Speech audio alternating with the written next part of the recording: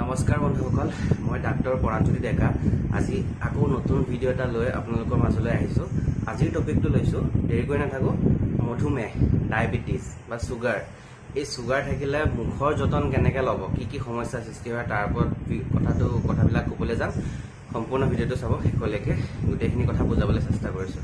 তো ভিডিঅ'টো আৰম্ভ কৰিছোঁ, ৰৈ নাথাকোঁ। মধুমেহ বেমাৰটো আজিকালি প্ৰায় মানুহৰে হ'বলৈ লৈছে।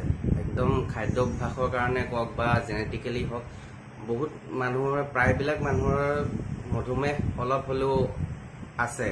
কিছুমানৰ বেছি আছে, কিছুমানৰ কম আছে। তো গতিকে মধুমেহ বেমাৰটোৰ লগত আমাৰ দাঁত আৰু মুখৰ কি ৰিলেশ্যন আছে তাকে জানো আহকচোন। তো সেইটো ৰিলেশ্যনটো হ'ল, যিবিলাক মানুহৰ মধুমেহ বা ডায়েবেটিছ আছে তেওঁলোকে লক্ষ্য কৰিব পাৰে। চাবচোন 99% মানুহৰ দাঁতৰ যিটো আলু, যিটো গাম ডিজিজ হয়, তেওঁলোকৰ গাম ডিজিজ হয়। বিশেষকৈ পাইৰিয়া যিটো বুলি কয়, পেৰিয়ডন্টাইটিছ, তেওঁলোকৰ সেইটো থাকে। মানে কেনেকৈ গম পাব আছে, দাঁতকেইটা কমজুৰি, চুবালে একদম বিষ কৰি থাকে, চুবালে কিবা মানে দাঁতকেইটা কমজুৰি লাগে বা অলপ লৰি থাকে, দাঁতৰ পৰা তেজ ওলোৱা হয়, ইনফেকশ্যন, দাঁতৰ আলুৰ ইনফেকশ্যন হয়। দাঁতটো ক্ষয় যোৱাটো বেলেগ কথা, কিন্তু দাঁতৰ যিটো বাহিৰৰ আৱৰণটো, যিটো দাঁতৰ আলু আৰু দাঁতৰ পেৰিয়ডন্টাইটিছৰ ৰিলেশ্যন, গোটেই ভিতৰৰ বস্তুখিনি আছে, সেইখিনি তেওঁলোকৰ উইক হৈ যায়। কাৰণ কিয় উইক হৈ যায়? সকলোৱে জানে, চুগাৰ থাকিলে যিটো ইমিউনিটি পাৱাৰ হয় আৰু যিটো হিলিং পাৱাৰ হয়, চুগাৰ পেচেণ্টজনৰ সেইটো পাৱাৰটো কম হয়। তো গতিকে আমাৰ মুখৰ ভিতৰত যদি কিবা সমস্যা থাকে, বা নৰ্মেলিটো চবতছে বেছি মুখৰ ভিতৰতে সমস্যা হয়, কিয়নো আমাৰ মুখেদিয়ে খাদ্যবস্তু আমাৰ পেটলৈ যায়। এই খাদ্যবস্তু থকা কিছুমান বীজাণু আমাৰ মুখতে ৰৈ যায়, কিছুমান অলৰেডি ৰৈ থাকে।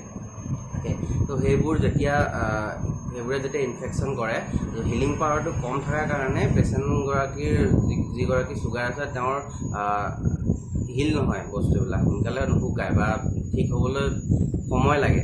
তো চুগাৰটো যদি কণ্ট্ৰলত নাৰাখে, একদম বেছি চুগাৰ হৈ থাকে, তেন্তে সেই পেচেণ্টজনে সমস্যাৰ সৃষ্টি হয়। তেওঁৰ দাঁত কমজুৰি হৈ যায়, পাইৰিয়া হয়, মুখখন গোন্ধাবলৈ লয়। তো কি কৰিব যদি চুগাৰ থাকিলে? চবতছে প্ৰথম চুগাৰটো কণ্ট্ৰল কৰিব চেষ্টা কৰিব লাগে। আৰু চুগাৰটো কণ্ট্ৰল কৰিবলৈ কি কৰিব লাগে, মই এটা বা দুটা কথা ক'ম চুগাৰটোৰ বিষয়ে। তেওঁলোকে ট্ৰিটমেণ্ট অলৰেডি লৈ থাকে, সেই ট্ৰিটমেণ্ট মতে গ'লেই হ'ল। আৰু ডাইটিংটো মেইন চুগাৰত। বিশেষকৈ খাদ্যবস্তু যেতিয়া আপুনি খাব, ভালকৈ চুবাই খাব লাগে। তেনেকৈ কয় 32টা দাঁত আছে, 32 বাৰ চুবাব লাগে। সঁচা কথা, কিন্তু ভালকৈ চুবাই যদি খায়, তেতিয়াহ'লে চুগাৰটো হোৱা চান্স বহুত কমি যায়গৈ। 2 নম্বৰতে, ঘৰত যদি চেনি আছে, চেনি ব্যৱহাৰ কৰে, আৰু আপুনি আপোনাৰ যদি চুগাৰটো ধৰা পৰিছে, বোলে ক'ৰবাত চেক কৰিছে, অকণমান চুগাৰ আছে বুলি কৈছে, তেতিয়া লগে চেনি যিটো ডিব্বা, বিশেষকৈ চেনিৰ কাৰণে যিটো আছে, যিটো ফাৰ্মেণ্টেশ্যন কৰি চিন্থেটিক প্ৰচেছত চেনিটো বনোৱা হয়। তো গতিকে সেই চেনি বৈয়ামটো ঘৰৰ পৰা দলিয়াই দিয়ক। চেনি একেবাৰে ব্যৱহাৰ নকৰিব যদি চুগাৰ আছে। তাৰ বিপৰীতে মিঠা বস্তু যদি খাবলৈ মন যায়, আপুনি মিঠৈ ব্যৱহাৰ কৰিব পাৰে। ঘৰুৱাভাৱে যিটো ঘৰুৱা টেকনিক, গাঁৱলীয়া টেকনিকত যিটো মিঠৈ বনায়, সেইটো ব্যৱহাৰ কৰিব পাৰে। যিমান খাই খাব পাৰে, ইমান বেছি ছাইড ইফেক্ট নহয় মিঠৈৰ পৰা। সেইটো 3 নম্বৰতে কি কৰিব, অৰেল হাইজিনটো মেইনটেইন একদম ভালকৈ কৰিব লাগিব।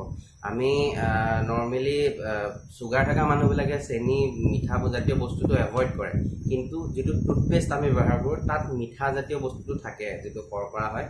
তো টুথপেষ্টতে এইটো তেনেকুৱা প্ৰব্লেম হয়, কিন্তু আজিকালি চুগাৰ ফ্ৰী টুথপেষ্টটো পোৱা যায়। তেনেকুৱা চুগাৰ ফ্ৰী টুথপেষ্ট এটা ব্যৱহাৰ কৰিব লাগে। এইটো ব্যৱহাৰ কেনেকৈ কৰিব? ৰাতিপুৱা আৰু ৰাতি, সদায় ৰাতিপুৱা উঠি ব্ৰাছ কৰিব, ব্ৰাছ কৰি পেলাই খাদ্যবস্তু, কিবা চাহ কিবা খাদ্যবস্তু খালে খাই দিব। অলপ পাছত মুখখন কুলি কৰিব। কিবা এটা খাদ্যবস্তু খোৱাৰ পাছতে কুলি কৰিব লাগে। আৰু ৰাতি যেতিয়া খাদ্যবস্তু খাব, যদি তামোল খোৱাৰ অভ্যাস আছে, তামোলটো ৰাতি মুখত লৈ পেলাই নুশুব। খাদ্যবস্তু খোৱাৰ পাছত দাঁতকেইটা ব্ৰাছ কৰিব লাগে ভালকৈ। সঠিক ব্ৰাছিং টেকনিক আছে, মোৰ আগৰ ভিডিঅ'বোৰ আছে, তাত মই লিংকটো দি দিম যদি আপোনালোকক লাগে।